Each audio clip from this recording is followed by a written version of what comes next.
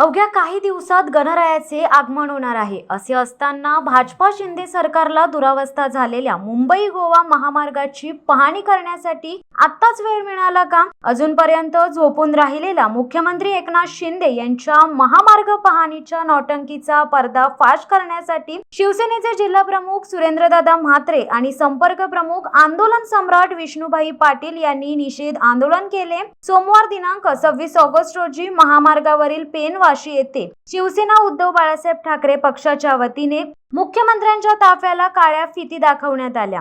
यावेळी संपर्क प्रमुख विष्णुभाई पाटील, जिल्हा प्रमुख सुरेंद्रदादा म्हात्रे यांच्या समवेत शिवसेना प्रवक्ते धनंजय गुरव, विभाग प्रमुख गिरीश शेळके, चंद्रहार पाटील, जिल्हा महिला संघटिका दीपश्री पोटफोडे, दर्शना जवके तसेच अलिबाग पेण येथील पदाधिकारी उपस्थित होते. गणपतीला चाकरमानी 15 दिवस आधीच कोकणात पोहोचतात. काही चाकरमानी दुरावस्था झालेल्या महामार्गावरून कोकणात गेलेही. पावसाळा सुरू झाल्यापासून मुंबई गोवा महामार्गाची दुरावस्था झाली आहे. तेव्हा आधीपासून मुख्यमंत्र्यांनी महामार्गाची पाहणी का केली नाही?